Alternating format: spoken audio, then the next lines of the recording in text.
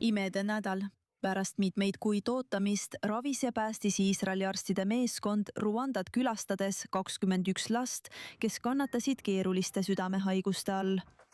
Save a Child's Heart, Iisraeli humanitaarorganisatsioon, mis pakub elupäästvat südameravi arengumaade lastele, lõpetas just nädalapikkuse meditsiinimissiooni, töötades otse Kigali King Faisali haiglas. Meil on väga hea meel, et suutsime sel nädalal nii paljusid lapsi ravida.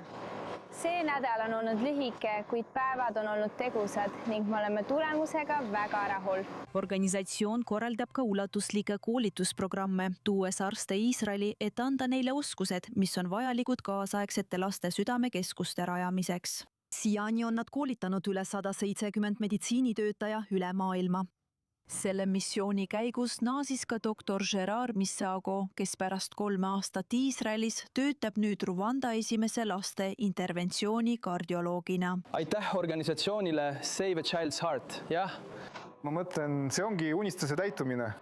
See Gerard treenis Iisraelis, tuli tagasi Rwandasse kui vanem interventsiooni kardioloog, esimene laste interventsiooni kardioloog Rwandas ja tõesti teeb protseduure. Üksi, ilma toetuseta ja alates homsest hommikust täiesti iseseisvalt.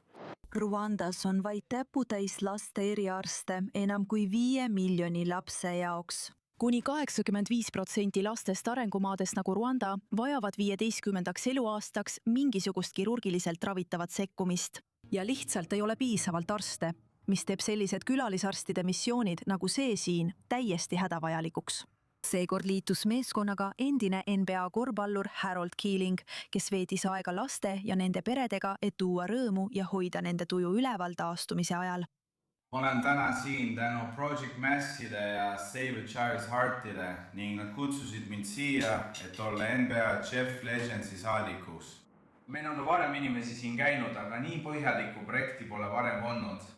Ja me oleme väga elevil, et saame olla partneriks kogu grupiga. Kogu meeskond on olnud suurepärane. Arstid on väga kogenud. Save a Child's Heart rahastab ja teeb elutähtsaid operatsioone arengumaade südameprobleemidega lastele. 50% neist lastest on pärit läänekaldalt, Gazast, Jordaaniast, Iraagist ja Marokost.